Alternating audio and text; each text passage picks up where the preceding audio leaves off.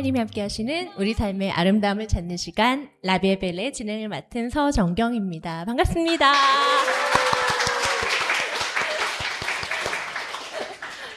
네, 사실 제가 오늘 왜냐하면 그동안 너무 날씨가 안 좋았잖아요. 폭염도 있었고 또 원래 뉴스에 이번 주일에 굉장히 비가 많이 온다 그랬어요. 더군다나 17일 날 빨간 날도 있고 또 여행도 많이 가셔서 이번에 조금 많이 듣지 못하실 수도 있겠다 했는데 생각보다 더 많이 와주셔서 그리고 또 아마 오늘 곧 또 이사회의 끝나면 또 와주실 것 같고요. 이렇게 자리 많이 채우셔서 감사합니다.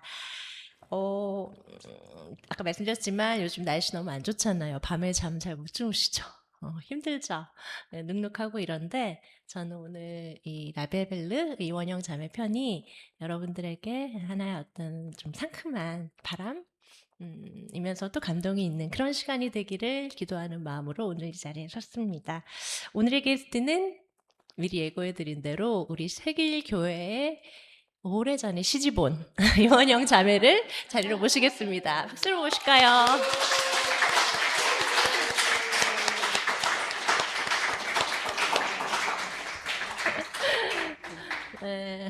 원영 자매님 은근히 많이 좀 긴장을 하시더라고요. 제가 긴장하지 말고 하라고 말씀드렸는데 또 이렇게 바로 수요일이죠?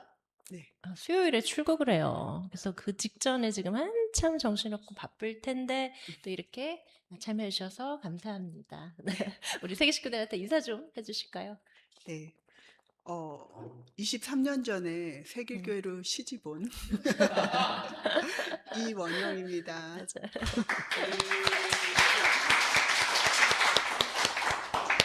이렇게 짧게 끝나나요? 원영자매 네. 네, 원영자매 하면은 저는 원영자매 한 10년쯤 봐온 사람인데 저는 원영자매 딱 그러면 이렇게 바닷가에서 파도가 한번 싹 친 다음에 샥 지나가면 거기 이렇게 딱 나오는 반짝반짝하는 작은 조약돌. 약간 저는 그런 이미지가 떠올랐어요. 여러분들 어떻게 생각하실지 모르겠지만 그리고 우리 원영자매를 제가 이렇게 생각해 보니까 두 가지 특징이 저는 떠오르더라고요. 첫 번째가 우리 원영자매는 굉장히 자존감이 높은 것 같다 라는 생각이 들었고 두 번째 특징이 원영자매 어쩜 저렇게 표현을 잘할까 그 두 가지가 저한테는 떠올랐습니다. 그래서 우리 그런 원영자매가 이때까지 살아오는 동안 이제 살아오는 삶 속에서 또 하나님이 어떻게 이 자매를 이렇게 만져주셨을까, 어떻게 또 단련시켰을까, 굉장히 궁금한 마음을 가지고 이제 인터뷰를 했어요. 인터뷰를 하는데 또 저희가 만나기 힘들었을 때 저희 집 앞까지 와주는 그렇게 해서 인터뷰를 또 즐겁게 진솔하게 하고 이 자리에 모셨습니다. 이야기를 시작하기 전에 제가 원영자매 몰래 이 원영자매 사생활을 좀 캤어요. 이게 뭐냐면 그 첫 번째 사진을 좀 보내주시겠어요? 요게 페이스북에 원영자매가 올린 건데 그 내용이 잘 보이시나요? 근데 여기는 안 떠오르네요. 우리 여기 보여주신다고 하셨는데 여기는 지금 일단 안 떠오르는 첫 번째 보시면은 그 페이스북에 원영자매가 올린 건데 이게 2025년에 올린 것 즉 근데 뭐라고 써 있는지 여러분들 잘 안 보이시죠? 보이시죠? 5년 후. 그러니까 2020년 사진과 2025년 사진을 이렇게 대비를 하면서 쌩얼이 이 정도면 아직 괜찮은 거 아니야? 라고 이렇게 공개적으로 자신 있게 표현하는 모습이 있었습니다. 근데 제가 이렇게 보니까 작년 2025년이면 원영자매 반백살 된 해더라고요. 그래서 50살이 돼서 이렇게 내 자신의 생활을 쫙 드러내면서 나 괜찮지 않니? 라고 얘기할 수 있는 이 원영자매라는 생각이 들었고 굉장히 씩씩하고 자신감이 좋아 보였고요. 또 두 번째도 있어요. 두 번째 캡처분. 네, 이것도 페이스북에 원영자매가 올린 건데요. 이렇게 보시면 아시겠지만 가족 사진들 많이 있어요. 그래서 가족 사진 많고 여기 제가 한번 읽어드릴게요. 아하하하. 우리가 페이스북 친구가 된 지 14년이군요. 함께 산 지는 20년이 넘었는데 여전히 멋진 낭군님 하트. 자, 너무 좋아. 나이 들수록 더 멋짐. 사랑해요. 우유빛깔 김두현. 아, 제가 보고 어머 세상에 어떻게 결혼하고 15년 된 남편을 우유빛깔 김두현 이렇게 페북에 자신 있게 올릴 수 있는 이 사랑스러운 이 아내를 어쩌면 좋아 제가 그 생각했습니다. 원영자매에게 사실 제가 허락 안 받고 페이스북에 이렇게 깨치했는데 그래서 이렇게 자존감도 높고 또 표현도 잘하는 우리 원영 자매님의 삶의 이야기를 좀 시작해 보도록 하겠습니다. 처음부터 이렇게 어릴 때 아주 당당하고 표현 잘하고 그러셨나요? 그러지 않았을 것 같아요. 어, 사실 지금도 제가 뭐 이렇게 표현을 당당하게 하고 잘한다라고 스스로 생각하지는 않지만 어렸을 때는 지금 이 정도까지 된 것은 아마 어렸을 때 겪었던 일들이 저에게는 큰 밑거름이 되지 않았을까라는 생각을 해요. 그래서 어린 시절. 네, 어린 시절 얘기를 조금 보따리를 풀어보도록 하겠습니다. 네. 어, 저는 83년도에 7살에 아르헨티나로 이민을 갔습니다. 그 80년대 초반에, 그러니까 80년대에 이렇게 이민 붐이 일어난 적이 있었어요. 그래가지고 특히 남미 쪽으로 이민을 이제 가시는 그런 분들이 많았는데, 그 중에서 이제 저희 부모님은 이제 자녀들한테 좀 더 이렇게 새로운 좋은 환경에서 교육을 시키고 싶고 경험을 하게 해주고 싶다, 성장하게 해주고 싶다라는 것도 있었고, 이제 그 부모님 스스로도 좀 새로운 환경에서 도전을 해보고 싶다라는 그런 마음이 있으셔가지고 아르헨티나로 이제 이민을 가게 되신 거였죠. 근데 이제 아시다시피 이런 얘기를 하게 되면 항상 이제 그 서사를 만드는 고난의 시간들이 있잖아요. 저희 부모님이 아르헨티나에 딱 도착을 했는데 보니까 이민 사기였던 거예요. 그래가지고 영주권 수속이 하나도 안 되어 있는 거예요. 그러니까 저희가 딱 도착했을 때는 관광하는 그 이제 여행자 신분으로 거기 도착한 상황이 된 거예요. 그래서 저희 부모님과 저는 6개월 후에는 불법 체류자가 되는 그런 상황이 됐죠. 가족 전체가. 네, 가족 전체가.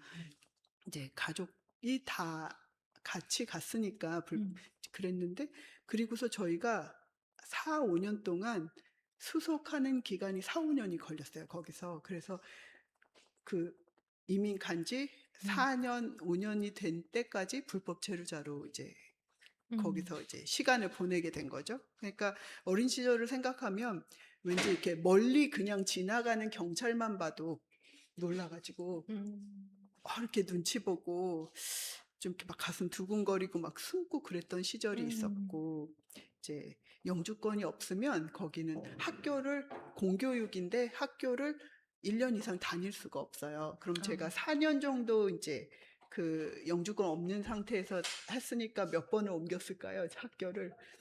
학교에 가서 내가 지금 여기 온 이민자인데 지금 수속을 하고 있다. 그러니까 학교에서 공부를 하게 해달라. 그러면 이제 초등학교 때 1학년 때 가서 이제 공부를 해요. 그럼 1년 후에 교무실에서 불러요. 왜 영주권 안 갖고 오냐? 아직 안 됐다. 근데 1년 후에 1년 이상은 못 받아준다. 그러면 안녕히 계세요 하고 그 옆에 있는 학교로 옮겨서 내가 지금 이민자인데 영주권을 하고 있다. 그거를 4번을 했던 것 같아요. 그러니까 처음에 했을 때는 그 주변에 있는 근처의 학교였는데 나중에는 지하철 타고 몇 정거장을 가야 되는 그런 이제 시기가 좀 있었죠. 그 이민 갔을 때가 정확히 몇 살 때였어요? 본인? 그때가 7살이었거든요. 7살 말에 갔으니까 8살이면 이제 학교를 들어가야 되는 나이잖아요. 그러니까 초등학교 1학년이었고 저희 아이들은 저희 아이들이 아니라 저희 동생들은 동생들. 이제 유치원에 다니는, 그러니까 그 학교에 프리스컬러도 같이 있었으니까 제가 1학년 때 애들을 끌고 다니는 거죠. 그렇게 다녔었어요. 그래서 이제 뭐 근데 그렇게 이제 체류, 그러니까 음. 스테이터스의 문제가 있었는데 그거와 별도로 또 뭐가 있었냐면 언어 관련된 문제가 있었어요. 제가 7살이잖아요. 아르헨티나에 갈지 알았을까요? 부모님의 결정으로 이제 같이 갔는데 딱 떨어졌는데 제가 가장 충격이었던 게 저 사람들이 하는 말이 제가 안 들려요. 그 더 충격은 뭐냐면 내가 하는 말을 못 알아들어요.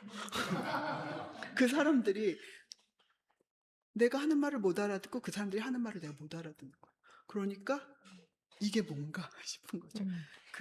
그런 상태로 이렇게 사람들이 있는데 아무것도 들리지 않는 약간 진공적인 상태인 것 같은 그런 음. 느낌을 받은 적이 꽤 많이 있었죠. 음. 그랬었죠. 그리고 이제 그렇게 언어적인 걸로 문제가 생기니까 학교에 가서도 이제 음. 혼자일 수밖에 없고 음. 이제 큰 예로 저희 남동생 같은 경우에는 친구가 와서 놀자고 하는데 욕하는 줄 알고 말을 못 때리고 싸운 알아들으니까. 거예요. 예, 싸운 거예요. 그래가지고 음. 그, 그 애들한테 집단 구타를 당해갖고 아이고. 울면서 오고 왜냐면 놀자고 했는데 막 나서서 때리고 막 이러니까 그 옆에 있는 애들이 너 이 새끼 뭐야 이러면서 이제 막 그렇게 해갖고 싸우고 그래서 그렇게 맞아가지고 오네 이렇게 약 발라주고 그러면서 한숨 쉬고 막 그랬던 기억들이 아직도 어. 있어요. 그러니까 이제 그런 식으로 언어적인 문제가 있었고 세 번째는 부모님이 사기를 당하셨잖아요. 그러니까 경제적으로도 아무것도 없는 상황이 되는 거예요. 그러니까 부모님이 다른 이제 분들한테 도움을 청해서 미싱 하나와 오바로크 하나 이렇게 해가지고 제품 일을 시작하시면 이제 목표한 그 양이 있잖아요. 그러면 그걸 하기 위해서 저희들은 옆에서 시다 혹시 아세요? 그 도우미를 하는 거죠. 이렇게 칼아 음. 접는 거, 대리미질 하는 거 이런 도우미를 음. 밤새워서 하고 그 다음 세수하고 학교 가고 이랬던 기억들이 있어요. 이제 음. 그런 식으로 그 4, 5년 동안의 음. 불법 체류 기간을 보냈었죠.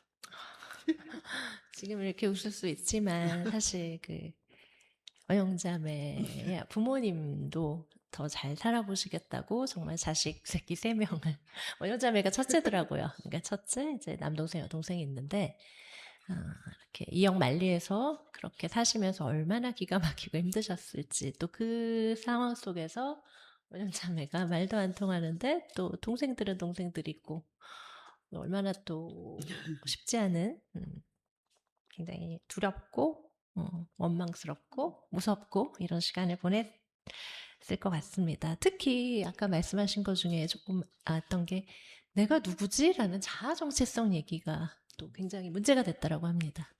얘기 좀 네, 해주세요. 네.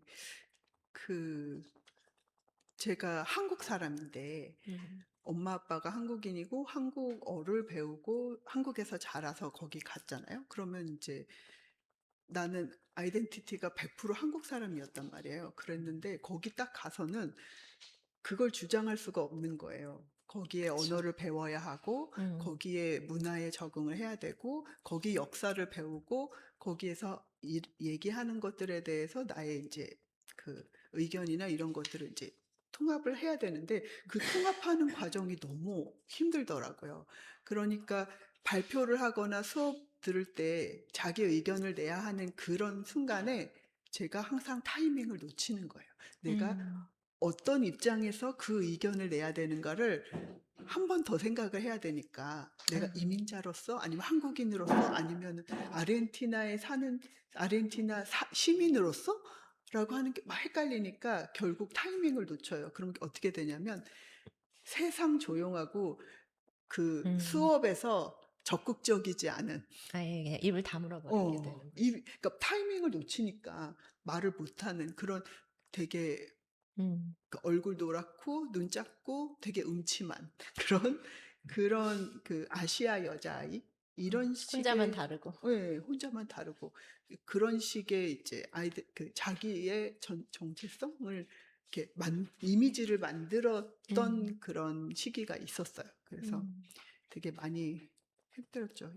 그런 거죠. 이제 교복이나 이제 애들하고 어울리려고 해도 교복 빼고 그럴듯한 옷이 있어야 되는데 그런 것도 없고 경제적으로 어려웠기 때문에. 경제적으로 어려워서 이렇게 뭐 구멍 안 난 하얀 양말 한번 신어봤으면 막 이런 생각도 해보고 이렇게 음. 왜 여자애들 신는 이렇게 에나멜 반짝반짝한 검은색 구두 있잖아요. 이렇게 그런 거랑 원피스도 한번 입어봤으면 근데 그런 거 입어본 적이 없거든요. 근데 저희 부모님 엄마가 그게 너무 가슴이 아프셔갖고 전에 한번 그런 거 사줄까라고 한 적이 있었어요. 근데 그때가 언제였냐면 몇 다 살? 풀리고 중학교 때였거든요. 누가 중학교 때 그 검은색 에나멜 구두를 신어요. 됐다고 엄마. 그냥 어렸을 때의 그 작은 소망이나 추억으로 갖고 있겠다. 이제 이렇게 하고 넘어갔는데 음. 그 시기 때는 그런 게 좀 많이 고팠던 그리고 제 이미지 자체를 그런 식으로 약간 노랗고 음침한 아시안 여자아이 뭐 이런 식으로 말 별로 안 하고 음. 그런 아이로 이렇게 정의를 했던 그 시기가 있었던 것 같아요. 그게 초등학생 때 네. 특히 그랬던 것 같아요. 굉장히 사실 자기 자아 정체성이 쌓이는 시기인데, 그죠? 만들어지는 시기인데 너무나 다른 모습 속에서 입을 다물었던 그런 모습이었다고 합니다. 그런데 그렇게 살아가는 이원영 자매에게 또 굉장히 또 감사한 분이 한 분 계시더라고요. 참 그분이 우리 사진으로 한번 좀 봐주실까요? 네. 어떤 분이세요? 소개 아, 좀. 제가 그 주님의 은혜로 그 유태인 학교를 다니게 됐어요. 그때 아르헨티나에 그 교육부의 한 그 정책이 있었는데 다 이렇게 프랑스 학교, 스페인 학교, 유태인 학교 이런 식으로 나라별로 그 문화만 이렇게 적용시키는 학교들이 있었는데 그 교육부에서 너네 그러지 말고 그 프랑스인이 아닌 학생들도 몇몇의 비율로 받아야 돼. 이렇게 그런 정책이 있었거든요. 그러니까 이 유태인 학교에서 사람을 모집을 한 거예요. 근데 제가 잘 모르고 있다가 집에서 가까워서 이렇게 신청을 했는데 된 거예요. 그래서 제가 유태인 학교를 다니게 됐어요. 그래서 지금은 와, 유태인 학교를 졸업했어? 대단하다. 막 이렇게 사람들이 얘기를 하는데 그때는 가서 너무 힘들었어요. 거기서 이제 초등학교 졸업했군요. 네, 초등학교, 몇 중학교, 년 다녔어요? 고등학교를 고등학교 때까지? 예, 그게 이제 유태인 이제 그 재단으로 해가지고 과학고가 있어서 그쪽으로 해서 유태인 과학고까지 졸업을 했거든요. 근데 이 분은 제가 그 노랗고 음침한 아시아 여자아이였던 여학생이었던 저를 그 세상에서 하나밖에 없는 그 이원영으로 특별한 존재로 제가 그 스페인어 이름이 엘레나인데요. 엘레나로 저를 이렇게 만들어 주신 이렇게 그림을 그려 주신 그런 분이에요. 그래서 그 이분은 그러니까 그 유태인 학교에서는 가장 힘이 센 분이 도덕 선생님이에요. 가장 그 도덕 선생님을 유태인들 중에서 아무나 시키지 않고 랍비 중에서도 랍비 가장 그 커뮤니티에서 존경받는 사람이 도덕 존경받고. 선생님을 하시거든요. 그 유태인 학교에서. 근데 저분이 그 도덕 선생님이셨는데 약간 이미지가 이일영 선생님이랑 비슷하시. 이렇게 수업에 딱 들어오시면 이렇게 앉아가지고 너넨 그 책 읽어. 그리고 자기 얘기라고 막 하시고 그러시던 분이었거든요. 근데 이 분이 제가 되게 감동을 받았던 게 저의 변화가 시작된 게 뭐냐면 이분이 우리 반 애들하고 프로젝트를 하신 거예요. 엘레나를 살려보자. 어머, 엘레나 한 명을 위한 예, 프로젝트를 아이들에게. 몰랐는데 나중에 얘기를 했는데 알겠, 94년도에 그 94년도에 한국에 비극이 있었죠. 성수대교 무너지고 왜 그 삼풍백화점 무너지고 그런 일이 있었잖아요. 근데 그날따라 그 이제 사건들이 있었던 그 신문을 가져와서 여기다 벽에다 팍 이제 붙이신 거예요. 그 칠판에다.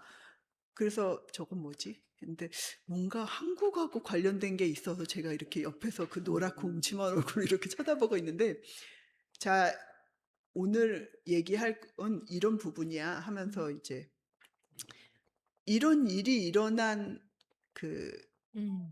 나라에서 나라의 건설 회사가 우리나라의 핵 그 발전소 옆에 있는 사옥 같은 걸 짓는데 어플라이를 했고 그리고 저길 한대. 지금 거의 낙찰을 받을 상황이래. 그러면 이런 일이 일어난 나라에서 온 건설 회사가 과연 이걸 잘할 수 있을까?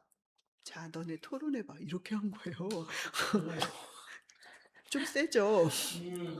이 선생님이 나랑 무슨 억하심정이 있나. 나 되게 잘 지낸 것 같은데 이 선생님이랑 그런 생각을 했었거든요. 그러니까 이제 애들을 이제 일단 선생님이 하라고 하니까 그리고 이제 유태인들은 하브루타 문화가 되게 잘 발달되어 있어서 막 질문하고 이런 일들이 많이 있었어요. 그러니까 이제 막 하는데 저는 속에서 이렇게 음침하게 가만히 있었던 제 안에 그 불 같은 게 울분 같은 게 이렇게 우욱 올라오기 시작한 거예요. 얼굴이 어. 빨개지는 어. 거예요. 그러니까 이게 집단 린치가 아니냐 이런 생각도 들고 막 목이 메서 말을 못 하겠는 상황이었는데 이제 막 얘기를 하다가 이 선생님이 저를 딱 이렇게 보시더니 엘레나 할 말 있으면 해봐 이러시는 거예요. 그래가지고 제가 일어나 가지고 가서 그 두 개를 딱 뜯으면서 이게 얼마나 우리 민족에게 비극인지 아냐고, 여기서 얼마나 많은 사람들이 죽었는지 아냐고, 그리고 이런 나라라는 말 자체가 너무 모욕적인 얘기 아니냐고. 음. 그리고 어떻게 선생님께서 항상 말씀하셨듯이 일반화를 하는 거는 논리에 맞지 않는다고 했는데 어떻게 우리나라의 모든 건설 회사를 이걸로 시켜서 이런 식의 질문을 하실 수가 있냐고, 이게 토론이 되는 거냐고. 제가 그때 제일 많이 말을 한 것 같아요. 그런 식으로 막 울면서 막 주절주절 막 떠들었던 것 같아요. 어. 그랬는데 그때 그 이우치 선생님이 딱 지금 그 이일영 선생님 표정을 딱 하면서 입이 트였구나, 입이 트였어 이런 거예요. 그러니까 주변에 있던 친구들이 다 기립을 해서 축하해, 입이 트였구나, 입이 트였어. 그래서 막 울다가 이게 무슨 일인가 했더니 선생님이 오셔서 이제 이거를 이제 다 이렇게 하는 동안에 제 이제 친구가 저한테 그러는 거예요. 선생님이 우리한테 시켰어.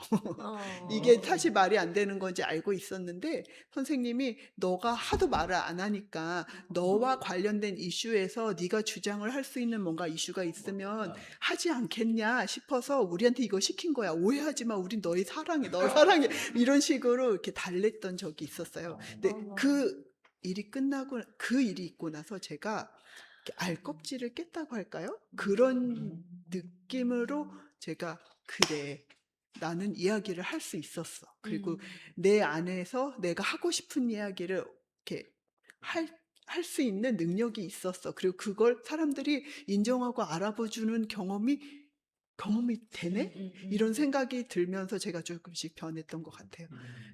이 얘기가 좀 길어지긴 했는데 이게 어떻게 정체성이랑 연결이 되냐면 그러면 나는 이렇게 박수 한번 치고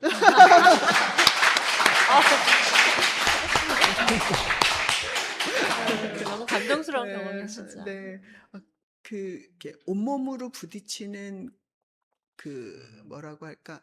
저와 그리고 이렇게 왜 17대 1로 이긴다 뭐 이런 그런 싸움한다 이런 게 있잖아요. 그럼 제가 전체적으로 나중에 얘기한 거는 그 친구들이 저한테 그러는 거야. 네가 나를 따시킨 거다, 우리들을. 친구들 입장에서 보기에는 쟤랑 이해를 말도 못 좀 할 걸고 것 싶은데 이해를 못 할 것 같고 네 의견을 듣고 싶어도 말을 하지 않았다, 네가 너는. 쌩했다.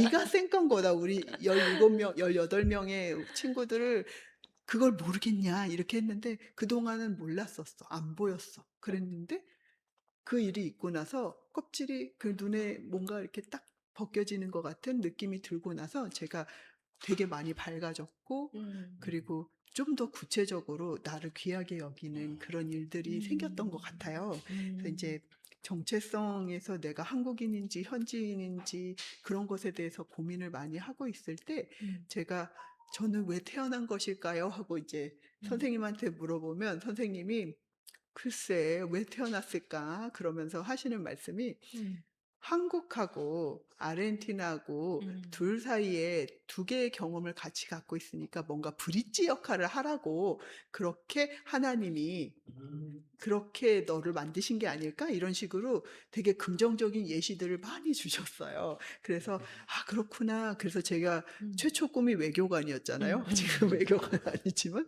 그래서 저 외무고시 1차도 보고 합격하고 막 그랬었거든요. 이제 그런 게 있었고 이 정체성 관련해서는 이유치 선생님이 굉장히 큰 많은 영향을 주셨지만 사실 제일 많이 영향을 주신 건 저희 부모님 중에 저희 아버지예요. 제가 아빠 내가 누군지 잘 모르겠어. 어떤 스탠스를 서서 내 의견을 올려야 할지 잘 모르겠어라고 했을 때 저희 아버지가 되게 미안해 하시면서 뭐라고 하셨냐면 원영아 그러면 한국 너는 한국인으로 100%의 정체성을 갖고 있는 게 맞지. 그래서 맞지. 그러면 아르헨티나에서 최대한 너가 가질 수 있는 아르헨티나인으로서의 정체성을 올려보자. 그래서 200%의 정체성을 내가 가진다고 생각하면 어떻겠니? 그러면 네가 세상에 어디를 가서도 잘 살 수 있는 적응력을 키울 수 있지 않겠어? 라는 말씀을 하셨어요. 저희 아버지가 그 말씀을 하시고 그 200%의 정체성에 대한 이야기를 하면서 저한테 그러기 위해서 네가 대학을 한국으로 가면 어떻겠냐라고 말씀하셨거든요. 왜냐면 제가 그때 부에노스아이레스 대학에도 합격이 돼 있었고 그리고 저희가 그 유태인 학교를 다녔는데 그 유태인 학교가 독일에 있는 그 대학하고 이렇게 자매가 맺어져서 괜찮으면 독일에 있는 학교에 가고 그 학교 재단에서 생활비를 대주겠다 했었어요. 독일 학교가 이제 학비가 면제가 되는 그 시기여서 그 시기여서 그래서 그렇게 독일로 갈 수 있는 상황이었고 그다음에 미국에도 어플라이를 해서 결과를 기다리는 상황이었는데 아버지께서 제4의 길을 이렇게 제시를 하신 거예요. 한국으로 대학을 가면 네가 진짜 100%의 한국인이 될 수 있다. 학연도 생기고 지연도 생길 것이고 그다음에 거기서 네가 만나는 사람들을 통해서 진짜로 100%의 한국인이 될 수 있고 그리고 그렇게 되면 여기에서 네가 이렇게 갖는 그런 경험들과 그런 것들이 너의 삶에 굉장히 큰 자산이 될 거다. 그래서 고민을 하다가 제가 한국으로 대학을 왔고 그래서 대학을 이제 고려대 스페인어 서서문학과로 와서 경제학을 복수 전공하고 졸업을 하게 된 그런 상황이었어요. 사실 우리 이거 시작하기 전에 막 떨린다 그러면서 저한테 막 말을 못할 것처럼 하더니 그냥 기회가 되니까 그냥 대본도 무시하고 그냥 절절절절절 이렇게 얘기를 또 잘하네요. 아유. 근데 본인의 삶의 얘기를 하니까 그냥 막 나오는 거죠, 그죠? 내 얘기니까. 그래서 참 그런 경험을 했던 우리 원영자매였네요.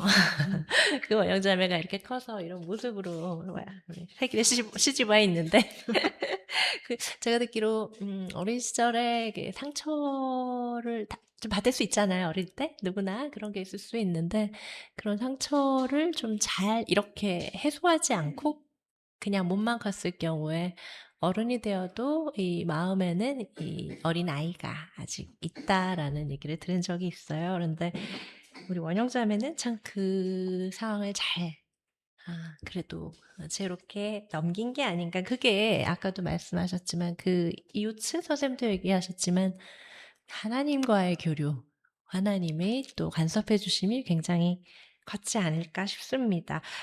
신앙인이신데 언제부터 이렇게 기독교인이 되신 거예요? 저는 모태신앙인이고요. 이렇게 여의도 순복음교회 구역장으로 굉장히 이렇게 열심을 내셨던 엄마의 불같은 신앙과 불같은 엄마의 신앙. 철야기도, 새벽기도 이제 어릴 때부터 이렇게 하고 막 기도할 때 방언으로 이제 막 이렇게 하시던 엄마와 그리고 이제 정말 조곤조곤 한결같은 그 막 새벽기도 불러 하고 막 거기에 가서도 4, 50년 동안 한 번도 방언을 받지 않으신 성령 충만함이라는 것의 개념을 완전히 바꾸신 저희 바위 같은 신앙인이신 저희 아버지 이렇게 그 두 분 사이에서 제가 자랐어요. 불 같은 엄마, 바위 같은 예. 아버지. 네. 신앙? 아침에 늦어서 이제 다들 학교 가고 이제 일하고 나가야 되는데 아침에 늦어서 밥은 못 먹어도 아침 예배는 꼭 드리고 가야 되는 그런 집이었거든요. 그래서 저희가 이렇게 막 다른 일을 못 하니까 막 조바심이 막 나고 막 지루하기도 하고 아빠가 읽는 성경이 별로 이렇게 마음에 안 와닿고 짜증나기도 하고 그랬는데도 불구하고 그게 사실 제가 평생 그 새벽에 큐티를 하고 말씀 묵상을 하고 자아 성찰을 할 수 있는 어떤 그런 습관을 들여주는 그런 사고 회로, 생활 회로를 그려주는 그런 계기였다는 생각을 하게 됩니다. 감사하네요. 제가 여러분들 다 아시겠지만 이 라비에벨로 할 때 꼭 게스트 분들께 좋아하는 찬양이 뭐세요라고 여쭙니다. 왜냐면 항상 모든 분들은 정말 내 마음속에 찬양이 있잖아요. 그리고 그 찬양을 좋아하게 되는 본인의 스토리가 있잖아요. 근데 제가 이제 몇 개를 말씀해 주셨는데 듣고 나서 찬양 3개 중에 2개가 다 본인의 정체성, 지금 말씀하셨던 그런 내용들과 너무 연관되는 그런 찬양이더라고요. 제가 정말 이 원영 자매의 삶에서 어린 시절에 그 자신을 겪었던 것에 의한 정체성 문제가 너무 컸구나. 어린 아이가 7살짜리 아이가 초등학교부터 쭉 크는 그 상황에서 그게 너무 컸고 그래서 또 그것에 대한 하나님의 은혜가 참 컸구나 라는 게 느껴져서 굉장히 감사했어요. 그래서 첫 번째 찬양을 저희가 한번 또 뭔지 궁금하시죠? 그거를 한번 공유를 할 텐데 요게 특히 아까 쭉 설명해 주셨잖아요. 굉장히 자존감이 바닥이었던 시기, 그러니까 초등학교에서 중학교로 올라갈 때쯤에 원영자매가 많이 울면서 하나님한테 막 그렇게 슬프기도 하고 그렇게 했던 찬양이라고 얘기를 하더라고요. 그죠? 그 찬양을 먼저 듣고 얘기를 좀 나눠보시도록 하겠습니다. 첫 번째 찬양을 한번 좀 들어보시죠.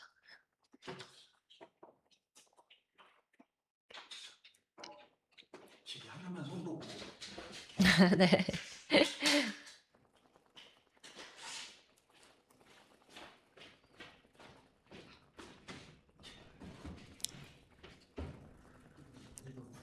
찬양이 뭘까요? 힌트는 오늘 제목입니다.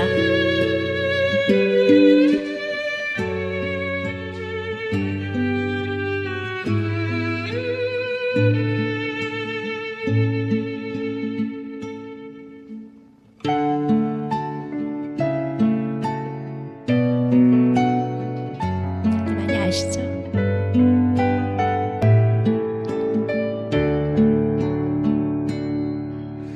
내게 있는 양육한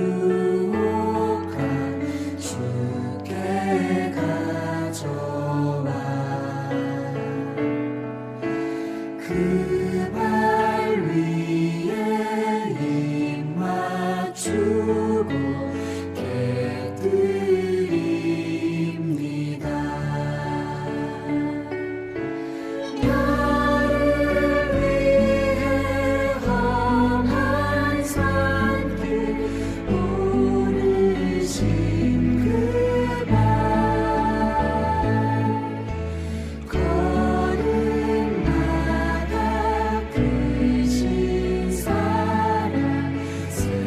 새겨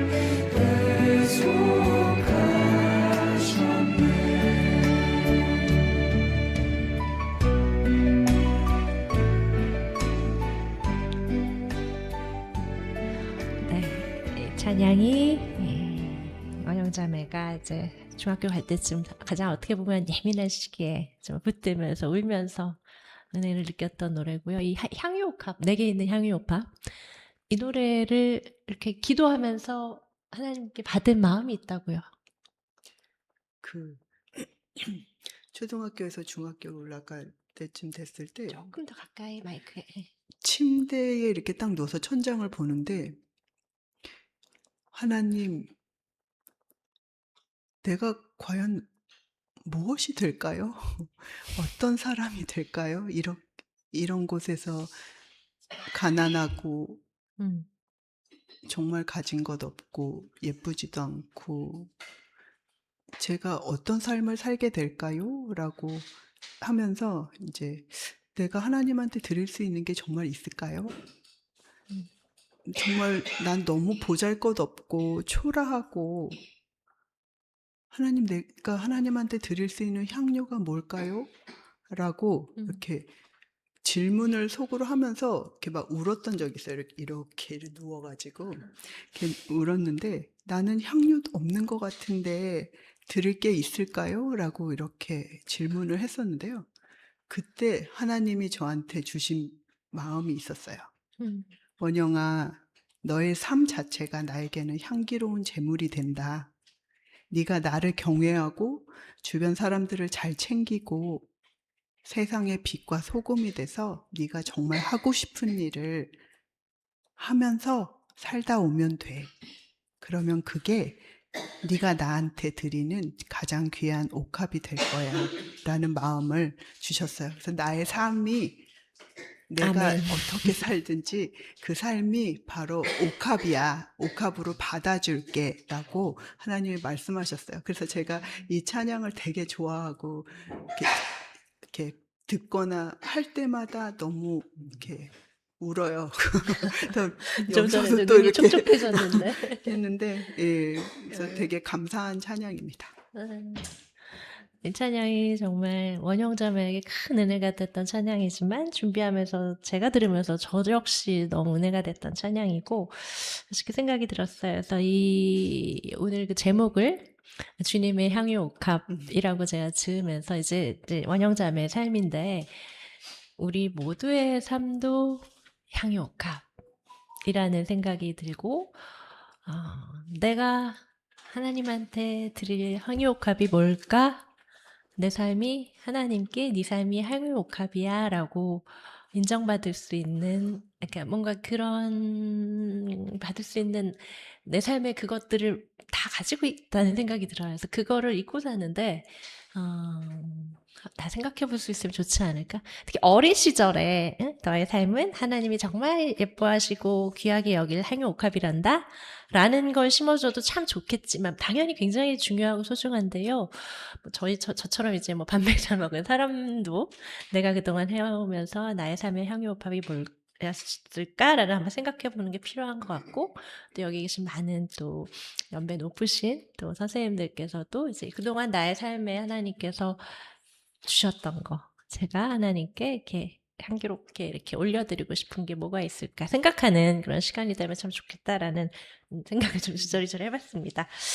이게 첫 번째 노래였고 찬양이었고요. 두 번째로 바로 갈게요. 연관이 되기 때문에 이 찬양을 통해서 우리 어린 원영이가 얼굴도 노랗고 이렇게 좀 움츠맸고 마음 닫혀 있었던 원영이 어린아이가 힘을 받고 공부도 더 열심히 하게 되고 여러 가지 어려움이 닥쳤을 때도 이렇게 씩씩하게 이겨낼 수 있었던 찬양이라고 합니다. 특히 이 찬양이 원영자매 결혼식 때 동생이 불러줬던 찬양이라고 합니다. 혹시 여기 결혼식 참석하셨던 분 중에 기억하시는 분이 있을까요? 맞추시는 분이 있을까요? 자, 그런데 이 찬양을 두 번째로 틀어주실 텐데 1, 2절을 이번에는 다 들어볼게요. 그래서 처음에는 그 어린 원영이의 삶에 함께한 찬양으로 듣고 두 번째에는 저는 우리 여기 모인 우리 모두를 우리가 다 축복하면서 부르는 노래였으면 좋겠다라는 생각을 하면서 찬양을 좀 틀어주시면 좋겠습니다. 다 아시는 찬양이에요.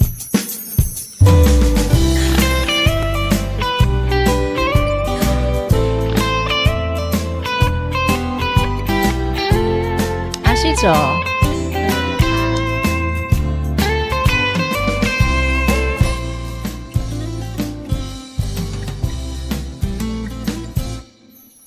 너는 담장 너머로 뻗은 나무 가지에 푸른 열매처럼 하나님의 귀한 축복이 삶에 가득히 넘쳐날 거야. 너는 어떤 시련이 와도 능히 이겨내 강한 발이 있어. 전능하신 하나님께서 너와 언제나 함께 하시니 너는 하나님의 사랑, 아름다운 하나님의 사랑. 나는 널 위해 기도하며 내 길을 축복할 거야. 너는 하나님의 선물, 사랑스러운 하나님의 열매, 주의 품에 꽃 피운 나무가 되어줘.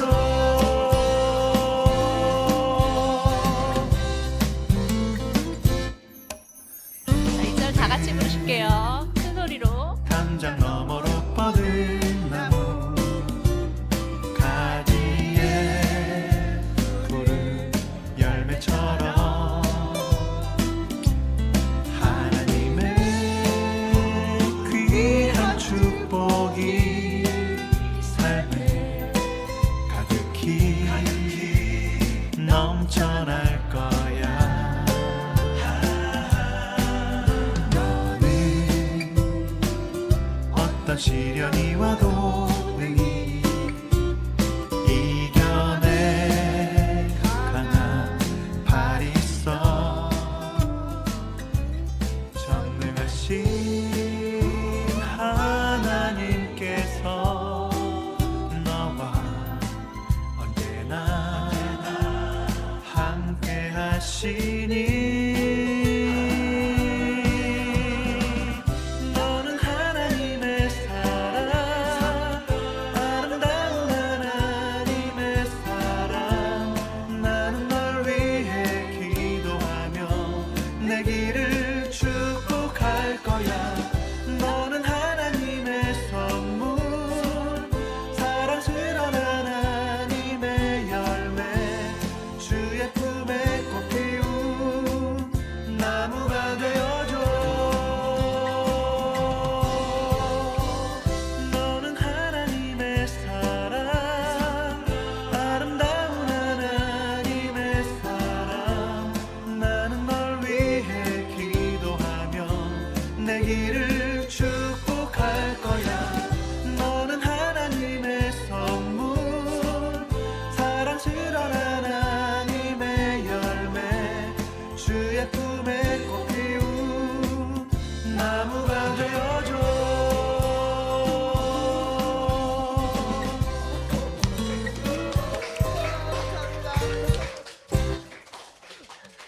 아유, 네. 원영자매가 정말 사랑하는, 좋아하는 찬양 두 개를 감상했으면서 함께 나눠봤습니다. 원영자매의 그 마음이 많이 느껴지죠? 또, 그래서 우리 원영자매가 이렇게 밝은 모습이 되고 또 그런 학창 시절 잘 보냈답니다. 그 사진 좀 보내주시겠어요? 네, 저 사진. 첫 번째 사진이 중학교 때, 그죠? 네. 네, 저렇게 딱 싸우고 있는 얼굴이 됐어요. 네. 중간 사진이 딱 이게 고등학교 때입니다. 그래. 자신감, 눈빛에서 총기가 보이죠? 마지막 세 번째 사진이 친구들. 네. 네, 중간에 딱 앉아서 그냥 아주 잘 어울리는 저게 원영자. 얼굴이 많이 하얀 변했나요? 옷 입고 있는. 예. 네. 하얀 옷. 아주 잘 네, 중간에 앞줄에 중간에 흰 옷 입고 있는 원영자매 학창 시절의 모습입니다. 너무 귀여워. 아이고, 아무튼 네, 이렇게 어린 원영이의 슬픔과 어려움을 이렇게 또 하나님을 향한 기쁨, 그리고 어떤 긍정적인 마음으로 바꿔주신 하나님 정말 감사하고요. 정말 원영자매도 참 너무 제 눈에 또 동생이다 보니 예쁘게 보입니다. 그리고 저 그 생각했어요. 이 대본을 준비하면서 진짜 어릴 때 이런 아까 우리 나눴다 향유 옥합 찬양이라던가 야곱의 축복 이 노래를 어릴 때 좀 많이 틀어주면 좋겠구나 아이들한테. 애가 뭐 듣든 안 듣든 그게 굉장히 좋을 수 있겠고 이거는 진짜 오늘 사실은 청년부 오늘 온다 그랬는데 많이는 못 왔네요. 왔네. 옥승원 나중에 애한테 꼭 들어주세요. 청년부 3분이나 있습니다. 우리 라비에벨르 게스트를 이제 우리 프로그램 위원회에서 논의했던 데에 따라서 게스트를 이제 좀 연령층을 다양하게 하자. 그래서 이제 연배 많으신 우리 원로 선생님들의 삶도 함께 들어보고 또 우리 또 젊은 조금은 50대 우리 젊은 거 맞죠? 젊은 세대 우리 강두영 선생님도 작년에 나와주셔서 또 해주셨었고요. 오늘 또 이렇게 또 50대도 해주셨고 앞으로 또 그래서 이렇게 세대 간에 또 서로 더 이어지고 더 알게 되고 소통하는 자리가 되면 좋겠다는 생각을 했고요.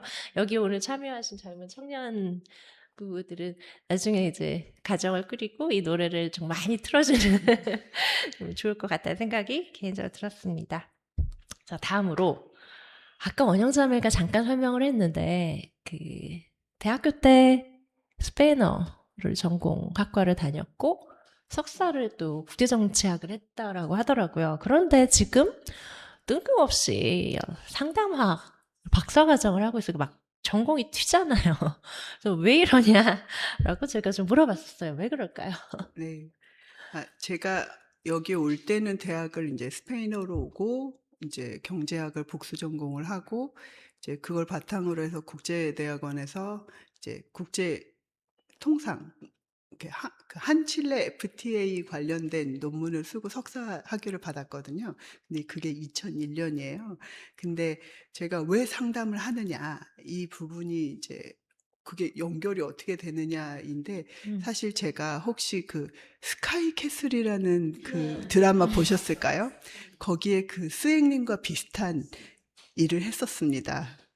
친구들 이렇게 세팅을 해서 이렇게 키워서 이제 대학을 좋은 데 가게 하는 밑바탕을 만들어주는 뭐 이제 그런 거를 영어로 했는데 가르친 거죠. 네. 처음에는 영어 선생님으로 갔어요. 제가 외국에서 왔고 고대고 그러니까 이제 영어 과외가 들어와서 갔는데 애들이 공부를 안 하는 거예요. 그러면서 뭐 선생님 연애 얘기해 주세요. 뭐 이제 이런 얘기를 하길래 너는 왜 공부를 안 하냐. 그러니까 그럼 공부를 왜 해야 되는데요. 이제 이런 질문에서 시작을 해가지고 자기 정체성, 나는 누구고 왜 공부하고 뭘 잘하고 뭘 좋아하고 뭘 되게 중요하게 여기는가 그런 것에 대해서 애들이랑 나누기 시작했는데 되게 신기하게도 그냥 영어만 가르친 애하고 그런 식의 얘기를 나누고 공부를 했던 애하고 둘을 비교했는데 그 다음 기말에 얘는 영어가 올랐는데 얘는 전 과목이 오른 거예요. 그러니까 이 엄마가 깜짝 놀랐어. 뭘 했느냐. 그러니까 선생님이랑 얘기만 했다. 그래서 그걸 계기로 해가지고 제가 길게 보면 한 몇 년 전까지도 아주 핫했던 자기주도 학습? 그러니까 내가 왜 공부하는가 해서 자기 공부 동기를 찾아서 이제 계획하고 하는 그런 쪽으로 상담을 하게 된 거예요. 그래서 이제 다양한 친구들을 만나서 이제 상담을 하고 이제 그러면서 이제 그냥 제가 가지고 있는 미천이 다 떨어진 거죠. 그래서 상담학을 공부하고 심리학을 더 깊게 공부해서 이렇게 도움을 주는 그런 하나님이 저한테 주신 소명이 사람을 세우는 사람이거든요. 근데 사람을 세우는데 어떤 사람을 세우느냐. 그래서 제가 그걸 고민을 했더니 저 이우치 선생님이 저한테 네가 눈길이 가는 사람한테 가면 된다고 그랬는데 보니까 청소년한테 눈길이 가더라고요. 그러니까 같은 이렇게 자살한 사람들을 봐도 청소년들의 자살이 제일 가슴이 아프고 우는 걸 봐도 청소년들이 우는 게 가슴이 아프더라고요.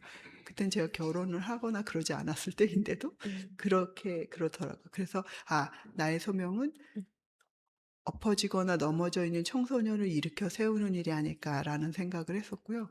상담이 그것의 큰 도구가 되고 나의 어떤 그 강점이 되지 않을까라고 생각을 해서 전 계속 그쪽으로 이제 하나님이 드라이브를 해주셨다 그렇게 생각을 하고 있어요.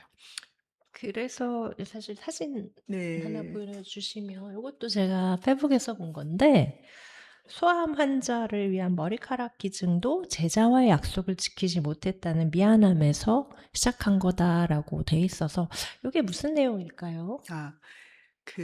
이 친구가 제가 받았던 친구 중에 가장 어린 친구였어요. 초등학교 4학년이었는데 항상 의욕이 없고 이렇게 너무 애가 기운이 빠져 한다. 그런데 선생님께서 좀 이렇게 도와주실 수 있느냐. 그래서 그 아이하고 이렇게 얘기를 하고 하다 보니까 얘가 몸이 이상한 걸 알게 됐어요. 그래서 부모님한테 이제 검진을 해보시라. 그래가지고 얘가 백혈병인 걸 알게 된 거예요. 그랬는데 너무 속상했던 게 백혈병인 걸 알게 된 다음부터 얘가 삶에 그 애정이 생긴 거예요. 삶의 의지가 생긴 거예요. 그래가지고 2년 동안 투병을 했었고 결국 하늘나라에 갔는데 그때 제가 머리가 이 정도밖에 안 됐어요. 그래서 걔가 그 소아암 투병할 때 머리 다 빠졌을 때 제가 약속을 했었거든요. 내가 꼭 너 내 이 머리로 네 그 가발을 만들어 주겠다라고 약속했었는데 그 아이가 그 약속 지키기 전에 하늘나라를 갔어요. 그래서 그 장례식장에 가서 제가 약속을 했거든요. 내가 적어도 5번은 소아암 그 환자를 위한 머리 기증을 하겠다. 그래서 이게 이제 작년인데 4회차였거든요. 근데 4회차로 마감을 해야 될 것 같아요. 머리가 너무 많이 빠지고 힘이 없어져 가지고 그래서 지금 효주를 엄청 꼬시고 있어요. 효주야, 되게 좋은 일이니까 네가 좀 머리를 잘라서 대를 이어서 머리를. 대의를 해보자 이렇게. 그래서 예. 어. 그러면서 삶에 대한 아이들도 어떤 계기가 있으면 삶에 대한 애착이나 이런 것들이 생기는구나. 그리고 이 아이를 떠나 보내면서 좀 더 일찍 만났으면 어땠을까? 좀 더 많은 걸 이룰 수 있지 않았을까? 그래서 저에게 하나님이 이렇게 제가 상담을 받게 되는 아이들은 하나님이 붙여주시는 거라는 생각이 들고 보통 인연이 아니라고 생각이 들고 그래서 AS를 거의 몇십 년을 하고 있는 그런 상황이기도 하죠. 그래서 지금 박사과정으로 진학을 해서 공부를 하고 있는데 이렇게 박사과정 진학하는데 또 우리 새길교회의 고 최현섭 선생님께서 또 도움을 주셨더라고요. 그 스토리 짧게. 네. 제가 최현섭 선생님께 실제로 뭔가를 배워가지고 이렇게 제자가 된 건 아니지만 항상 제가 스승님이라고 생각을 하고 있어요. 그러면서 하하 웃으면서 저한테 항상 그래 내가 가르치진 않았지만 제자로 해줄게 막 이렇게 말씀하셨던 적이 있었거든요. 갑자기 가셔서 너무 황당한 상황이었지만 제가 이제 심리학을 2020년 정도에 이제 심리학을 공부를 해야겠다는 생각이 들어가지고 고민을 막 하고 있을 때 교회에서 뭐가 그렇게 고민이 있냐고 최현섭 선생님이 물어보셨어요. 그래서 저차 해갖고 심리 공부를 하고 싶은데 모르겠다. 그랬더니 그러면서 제가 모교로 가서 고대 심리학과를 한번 지원을 해볼까요? 막 그렇게 얘기를 했더니 선생님이 아니야. 너는 지금 좁고 깊은 학문을 하려고 하는 게 아니기 때문에 굳이 고대 이렇게 갈 필요 없다. 너는 넓고 실천할 수 있는 상담 심리학을 공부할 거니까 니네 집에서 제일 가까운 데가 어디냐. 대학들을 이렇게 얘기를 했더니 전화를 하셔서 교육대학원 학장님께 전화를 하셔서 거기에 상담 심리학이 있느냐. 있으면 거기 박사 과정을 받느냐 이걸 다 물어보셔 가지고 미리 저한테 알아봐 주시고. 알아봐 주시고 소개해 주시고 가보라고 하신 거예요. 그래서 그런 식으로 이제 연결을 해 주셔서 제가 그 계기를 통해서 이제 집에서 제일 가까운 경기대에 이제 상담 심리학으로 박사를 진용할 네, 수 있게 석박사 통합 됐었죠. 과정으로 들어갈 수 있게끔 그렇게 이렇게. 해주셨죠. 음. 그때 최충옥 선생님이 너무 안타까워하셨어요. 왜냐면은 은퇴하신 지 딱 2년 됐다고. 그 전에 봤으면은 뭐 그러시길, 괜찮다고 그러시겠는데, 같은 학교에 있을 수 있었는데, 그렇게 말씀하셨는데, 어쨌든, 그래서 이렇게 세계교회 교우분들한테도 되게 큰 빚을 지고 많은 도움을 받으면서 제가 지금까지 이렇게 성장하고 그랬던 것 같습니다. 자, 다음으로 또 제가 나누고 싶은 이야기는 우리 원영자매가 굉장히 가족에 대한 사랑이 아주 깊더라고요. 근데 뭐 모든 엄마들은 다 자식 또 남편에 대한 그런 가족에 대한 사랑이 있는데 사진 좀 또 봐주실까요? 한번? 요거 사실은 페북에 너무 많아요. 내 딸 효주 뭐 사랑한다 사랑한다 내 아들 명준이 막 너무너무 많은데 정말 이렇게 아들 딸 명준이 효주에게 이렇게 사랑한다라고 정말 표현 많이 하고 사진 많이 올리고 막 그렇게 했더라고요. 얼마나 또 자식들 입장에서는 좋을까요? 좋겠죠? 명준이 지금 앉아 있는데 혹시 사진 관련해서 혹시 잠깐 나눌 얘기가 아, 있을까요? 사진? 아, 너무 많은 것 중에 제가 하나만 그냥 아이. 뽑았습니다. 이 사실 저희 아이들은 세길의 아이들이에요. 세길교회에서 제가 세길교회에 결혼하면서 여기 세길교회에 와서 이제 강남 청소년 회관에 있을 때부터 이렇게 임신해서 배가 이렇게 불러서 이렇게 여기 계속 다니고 아이들이 이제 태어나고 그랬을 때 이남수 선생님과 한한상 선생님이 어찌나 그렇게 서로 안으시려고 아기들을. 명준이를 이렇게 명준이가 한한상 선생님 별로 안 좋아하고 이남수 선생님한테만 갔었어요. 어릴 때? 어릴 때, 아기 때. 그래가지고 이남수 선생님이 막 어깨가 이렇게 돼서 내가 좀 먹어주는 얼굴이야. 막 이렇게 기뻐하셨던 막 그런 때도 있고 그래서. 그런 추억도 있고요. 그러니까 이렇게 여기에서 쭉 자란 아이들이라서 이제 이렇게 너무 이 커뮤니티에 이 공동체에 애정이 많고 또 여기서 이렇게 신앙생활을 하면서 아이들이 뭐라 그럴까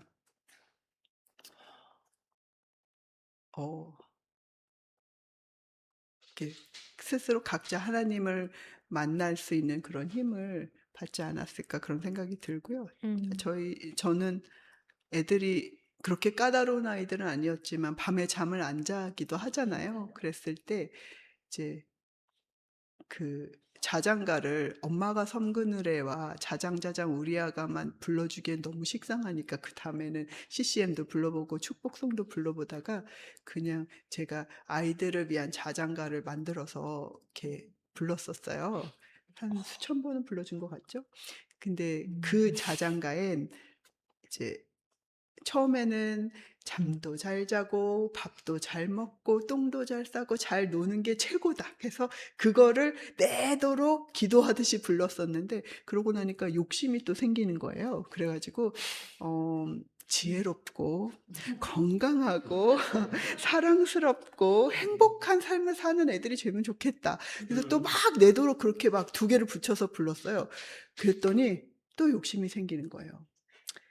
친구도 많고 공부도 잘하고 노래도 잘하고 악기도 잘하고 운동도 잘했으면 좋겠다. 뭐 그래서 막 그걸로 노래를 이렇게 또 그걸로 또 이제 자장가를 이제 재우면서 부르다 보니까 그것만 있어서는 안 되겠는 거야. 성품도 좋아야 될 것 같아서 성실하고요, 정직하고요, 긍정적이고 따뜻한 사람이 되게 해주세요 하고 자장가에 기도문을 붙인 거예요. 그래서 하나님을 경외하고 이웃을 내 몸과 같이 사랑하고 이 세상의 빛과 소금이 되어 자기의 꿈을 이뤄가는 그 명준이와 효주가 되게 해주세요라고 그 자장가를 불렀었거든요. 그랬는데 되게 신기하게도 제가 되게 겸손하게 고백하게도 제가 그때 얘기했던 그때 기도처럼 했던 자장가가 거의 다 이루어졌어요. 그래서 아이들이 미국에 혼자 있으면서 하나님을 만나고 그리고 자기 자신을 사랑하고 세상의 빛과 소금이 되기 위해서 어떤 잡을 가져야 될지 내가 어떤 걸 해야 될지 고민하는 그런 모습을 보면서 하나님께서 저에게 기도할 수 있는 기회를 주셨고 새벽에 애들 이렇게 앉아니까 엉덩이 두들기면서 이제 이렇게 할 때 했던 기도를 하나님이 하나도 놓치지 않고 다 응답을 해주셨구나 그런 생각이 들어서 되게 감사하고 사랑한다라는 말은 죽을 때까지 해야 되는 그런 주문이 아닐까라는 생각을 해봤습니다.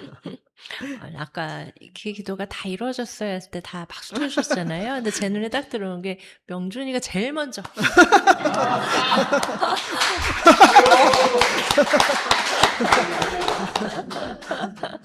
아, 네. 너무 보기 좋습니다.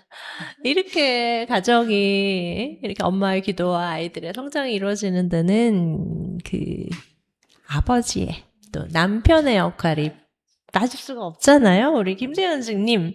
제가 듣기로 두 분이 그 석사 때 했던 그 경제학, 경영학 스터디에서 만났다고 합니다. 같은 주제를 가지고 공부하면서 이렇게 만나는 사람들 사이에서 친해졌는데 이 원영자매가 저한테 뭐라 그러냐면 눈이 뒤집혀가지고 너무 몇 개월 만에 눈이 뒤집혀서 아, 네, 이 남자랑 좀 살아야겠다 이런 생각이 들었다고 합니다. 도대체 청년 김두연이 그때도 우유빛깔이었나요? 뭐가 그렇게 좋았어요? 그렇죠. 잘생겨서? 선생님 맞습니다. 잘생기고. 근데 오늘 김재현 선생님 안 오셨어요?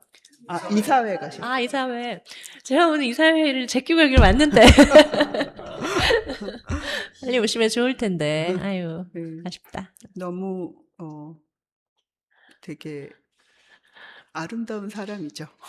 어, 그리고 그 자기에 대한 그 향상심, 자기를 끊임없이 업그레이드하고 싶어하고 더 좋은 사람이 되고 싶어하는 그런 마음, 에너지를 엄청 많이 가진 사람이었어요. 그래서 시간이 지날수록 반짝반짝 빛나는 사람이겠구나. 내가 옆에 있으면 더 빛나게 해줄 수 있겠구나. 막 이런 약간 평강공주 신드롬 같은 그런 생각이 들어가지고 제가 픽 했죠. 그래서 몇 개월 만에 결혼한다고 했더니 같이 공부하는 그 스터디 그룹 사람들이 너 임신했니? 그러더라는 거예요. 손만 잡았던 그때였는데 저희가 이제 교제할 거다도 아니고 썸도 아니고 결혼할 거다 하니까 얼마나 놀랐겠어요. 이렇게 가만히 있다 픽 웃더니 그래 혼전 뭐지? 혼수로도 요즘에는 괜찮은 거야. 그래서 처음에 못 알아들었는데 알고 봤더니 임신해서 하는 줄 혼수로 알고, 지금 빨리 하는 줄 알고. 빨리 하는 줄 알고 그랬더라고요. 근데 저희 그때는 손밖에 안 잡았던 그런 시절. 아니, 얘기 안 해도 돼요. 아니, 그렇게 좋아서 같이 있고 싶은데, 또 결혼이라는 게 현실이라 또 고민되는 부분이 있었다고요. 네. 왜냐면, 부모님이랑 동생, 가족이, 친정이 다 이제 미국에 계시는데, 저희가 아르헨티나에서 살다가 저희 부모님이 2000년도 때 2000년에 미국으로 재이민을 하셨어요. 투자 이민으로 여기는 해서. 이제 서울로 나오고. 네, 저는 서울에 이제 대학 대학을 때문에 나오고 부모님은 이제 미국으로 재이민을 뉴욕으로 하셔가지고 2000년대부터는 거기 사셨었는데 이제 그러니까 부모님과 동생이 다 미국 뉴욕에 거주하는데 이제 나만 결혼을 하면 여기 혼자 떨어져서 있어야 되는 그런 상황이잖아요. 그랬는데 남편 볼 때는 까맣게 있고 다 잘 될 거야 좋아 막 이렇게 하다가 집에 와서 이제 혼자 이렇게 있게 되면 과연 괜찮은 걸까? 내가 잘 할 수 있을까? 음. 이렇게 가족이랑 떨어진다는 게 음, 선뜻 또 이렇게 음, 쉽지 않았겠죠. 그렇고 그 결혼 이전에 제가 생각했던 그런 이제 꿈 같은 게 있는데 플랜 같은 게 제가 이제 국제학 음. 국제대학원에서 이제 국제경제학으로 그 통상학으로 석사를 받고 미국에 부모님이랑 같이 가면 거기서 뭐 어떤 걸로 박사를 하고 막 이제 그런 막 계획을 세우고 있었는데 결혼하겠다 하고 여기 내가 딱 이렇게 하면 생각한 게 이게 내 달라지니까. 인생이 어디로 갈까가 잘 그려지지가 않는 거예요. 그래서 그 기도를 이렇게 하고 있었는데 그때 또 하나님이 마음을 주셨던 게 음. 너의 눈길이, 너의 손길이, 음. 너의 심장이 반응하는 대로 가라고. 음.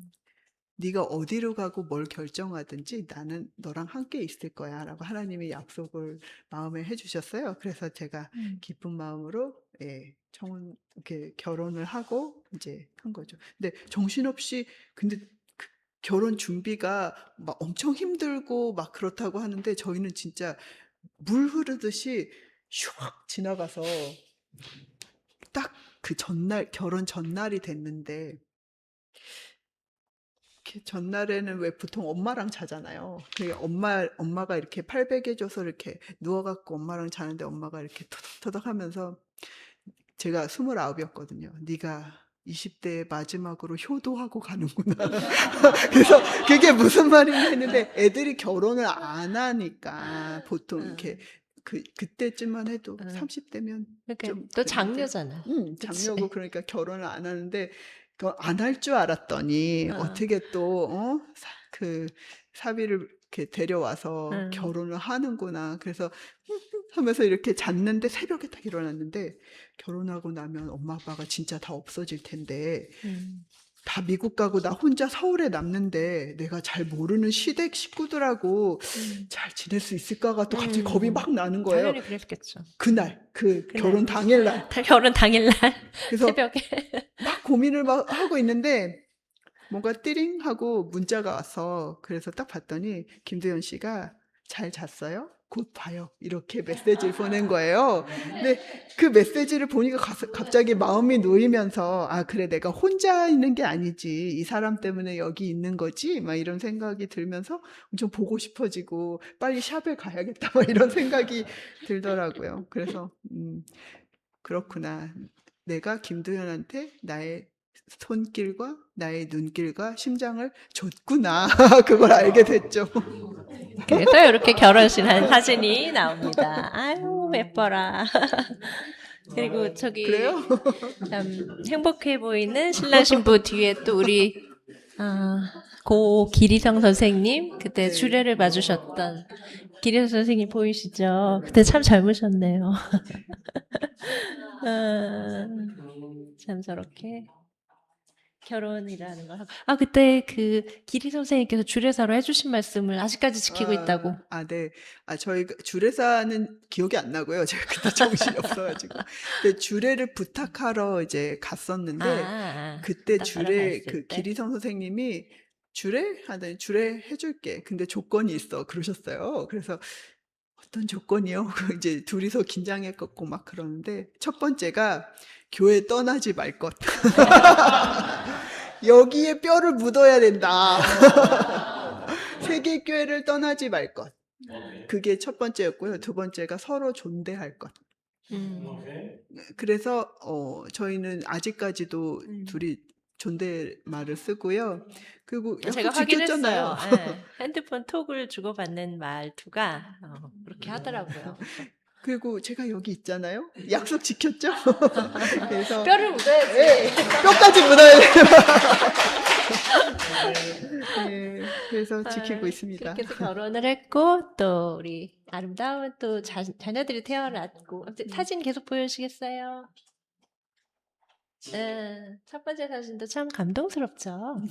저렇게 아들, 딸 주렁주렁 낳고 첫 번째 사진이 효주 같네요, 그죠? 네, 딸내미? 효주. 네. 이 부부가 서로 쳐다보는 표정 좀 보세요. 잘 안 보이시나? 어쩜 이렇게 서로 사랑하는 눈빛 쳐다보는지. 그리고 참 행복한 또 이런 결혼 생활을 또 이렇게 줌 이렇게 해주시니까 너무 좋네요. 어쩜 저렇게 좋아서 저렇게 행복한 가정을 또 읽어 나갔네요. 분명히 뭐 여러 가지 어려움이 있었겠지만 저렇게 아름다운 모습으로 또 가정을 이뤄 나갔습니다. 자, 그런데 이렇게 잘 우리 교회에 계시다가 아마 많은 분들 놀라지 않으셨을까요? 갑자기 미국을 남편 두고 간다고 하는 상황이 돼버렸어요. 네. 왜 그렇게 하게 됐는지, 어떤 계획이 있는지. 제가 이제 이번 주 수요일 22일에 이제 뉴욕에 2년 거주 계획을 하고 들어가게 됐어요. 그게 첫 번째가 이제 고2가 된 효주 대입을 좀 도와주려고 가요. 근데 제가 뭐 이렇게 공부하는데 개입하거나 뭐 그런 건 아니고 정서적인 서포트와 그리고 이제 라이드 뭐 이렇게 구체적으로 그 아이가 필요한 부분들을 제가 옆에서 서포트하는 시간을 좀 가져야 되겠다 싶어서 그게 그렇게 가게 됐어요. 제가 미국으로 가는 대신 저희 남편이 혼자 있지 않고 이제 저희 아들이 명준이가 이제 군 복무를 위해서 한국으로 오거든요. 그래서 아들하고 아빠 부자가 한국에 있게 있고, 되고 이제 모녀가 미국에 있게 되는. 뉴욕에 있게 되고 이제 그런 그림이 그려졌고요. 두 번째는 제가 한국으로 대학을 오고 나서 한 번도 부모님하고 살아본 적이 없잖아요.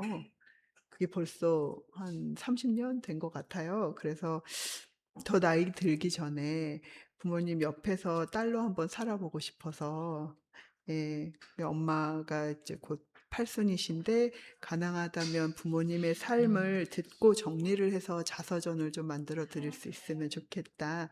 그래서 그런 야무진 꿈을 가지고 이제 가고 있고, 세 번째는 미국에서 이제 제가 잘하는 일을 기반으로 해서 직업을 좀 이렇게 상담 분야에서 찾아보고 싶고, 특히 유학생들이 적응하고 이렇게 하는데 심리적인 문제들을 많이 겪어요. 그럴 때 조금만 도움을 주면 훨씬 수월하게 넘길 수 있는 그런 부분들이 있는데, 그걸 도울 수 있는 어떤 그 센터 같은 거를 한번 만들어 볼 수 있을까? 그래서 미국의 커리어를 좀 만들고 상담 공부를 한번 해볼까? 그런 아주 야무진 2년 동안 하기에 너무 큰 그렇지만 시도를 해봐야겠다라고 생각하는 그런 것들을 가지고 제가 이제 미국에 갈 생각입니다. 네. 근데 2년 동안 한 번도 안 오는 거 아니에요. 오면은 여기 올 건데 그때도 반갑게 맞아주셔야죠. 그럼 여별을 묻을 건데 뭐. 이렇게 계획으로 원영자매가 저한테 이렇게 좀 전에 말씀드린 것처럼 세 가지를 얘기를 했거든요. 첫 번째는 이제 나의 자녀들을 케어해주고 싶고, 두 번째는 부모님 옆에 있고 싶고, 세 번째는 그런 어떤 유학생들을 위한 그런 나의 그러니까 나의 자녀, 나의 부모, 나의 어떤 커리어, 요렇게 얘기를 해줬는데, 저는 사실 오늘 오전에 예배를 말씀 증거를 들으면서 원영자매가 생각이 났어요. 미국의 상황이 지금 사실은 유학생들도 뭐 공부 마치기 전에 막 쫓겨나고 막 그런 상황에서 이렇게 제도적으로 갈 수 있는 길이 딱 열리게 그래서 들어가게 되는 거거든요. 하나님의 뜻이 뭘까? 예배 시간에 말씀하셨듯이 미국의 지금 청소년들도 너무나 어려운 시기를 겪고 있고, 혼란과 어떤 정말 미래에 대한 불투명성과 어려움, 그 속에서 원영자매가 이렇게 미국으로 가는 이유가 뭘까? 또 하나님이 뭔가 원영자매의 어떤 그동안 살아온 경험과 배경과 지식과 이런 걸 이용하셔서 또 하시고 싶은 일이 있지 않으실까라는 생각이 저는 들었습니다. 저는 들었고, 그렇게 본인은 지금 2년 생각하고 이렇게 있지만 뭐 앞으로 뭐 어떻게 될지 모르는 거고, 하나님이 이끄실 또 원영자매도 너무 오랜만에 이제 미국 가서 하는 거니까 또 삶이 또 어떻게 될지 모르는데요. 원영자매님의 자매, 그리고 자매님 가정, 그리고 원영자매가 앞으로 미국에서 살면서 거치게 될 수많은 인연들과 상황들이 하나님의 뜻대로 이루어질 수 있기를 우리가 바라고 또 기도하는 마음으로, 사랑하는 마음으로 함께 좀 기도를 해야 될 것 같아요. 그리고 이 자리를 통해서 원영자매가 꼭 저한테 하고 싶다고 한 얘기가 있는데, 제가 첫 번째는 자기는 사실은 여기 김재형 형제님이 계셔야 되는데 자기는 2년 안에 꼭 돌아올 거다. 두현 형제님, 내 사랑하는 우윳빛깔 서방님 불안해하지 마시라. 아마 본인이 미국에 가서 밤에 서방님이 보고 싶어서 아마 눈물로 베갯잎을 적실 것이다. 그러니까 꼭 돌아올 거니까 불안하게 하지 말고 있어라 라는 말을 꼭 남편한테 해주고 싶고, 또 한 가지는 제가 2년 동안 갔다 올 동안에 우리 와이프 없는 김두현 형제 좀 잘 챙겨주세요 라고 여러분들에게 그 두 가지를 꼭 얘기하고 싶다고 하셨습니다. 그죠? 네, 잘 부탁드린다고 이렇게. 이걸 김두현 형제님이 보셔야 되는데 너무 아쉽다. 그리고 또 그래서 미국 가서 네. 또 남편 하시는 얘기 있잖아요. 뭐 제가 보통 사람들이 미국 가면은 살이 그렇게 찐다고 하는데, 제가 깊이 결심을 하고 미국 가면 러닝도 하고 운동도 하고 몸 관리를 잘 해보자. 그래서 한국 왔을 때 다시 한번 나를 보고 남편이 좀 설레게 매혹시킬 수 있게 그렇게 해보자라는 다짐도 또 하고 갑니다.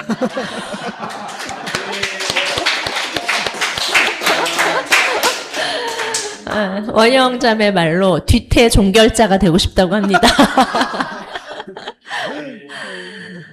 네, 이제 마지막 질문인데요. 이제 많은 것을 나눴고, 이제 원영자매가 이제 남편이 아니라 우리 세길 공동체 떠나기 전에 마지막으로 인사 한 말씀, 하시고 싶은 말씀을 좀 해주시는 시간을 갖도록 하겠습니다. 네. 말씀 시간보다 선생님, 형제님, 자매님들 제가 정말 너무너무 사랑하고요. 너무너무 사랑하고요. 저의 인생의 반을 여기서 여러분들과 같이 보낸 것이 정말 영광이고 감사할 일이고요. 앞으로도 잘 부탁드립니다.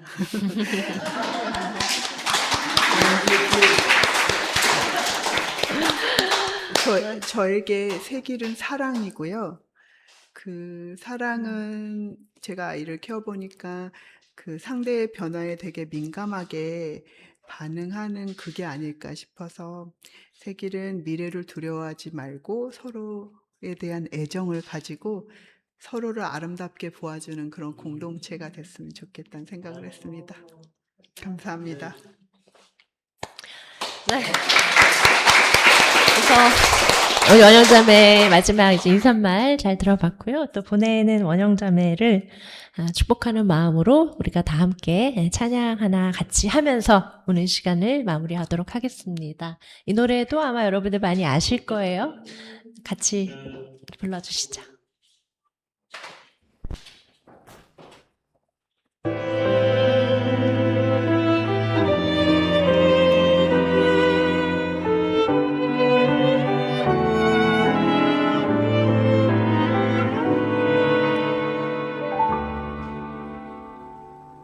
때로는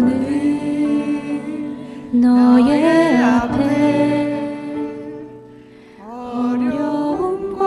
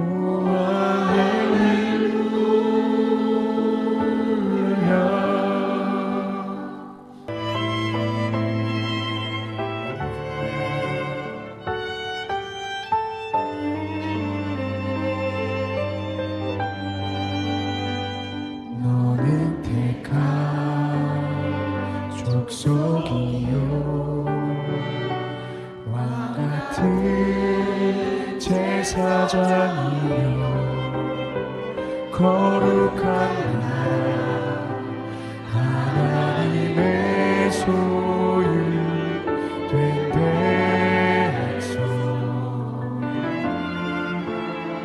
너의 영혼 우리 볼 때 얼마나 사랑스러운지 너의 영혼 통해 큰 영광 받으시 하나님을 찬양 오 할렐루야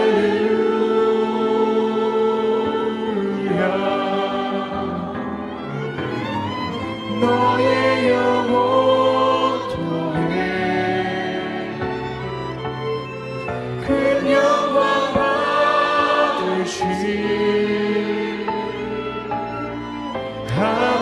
하나님을 찬양 오 할렐루야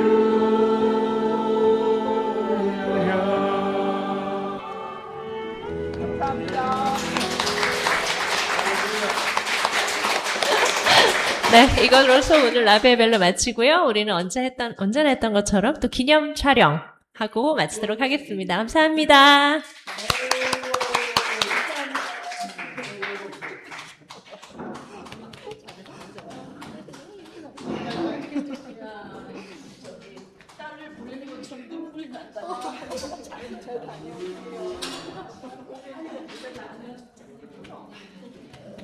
사진을 찍으려면 의자를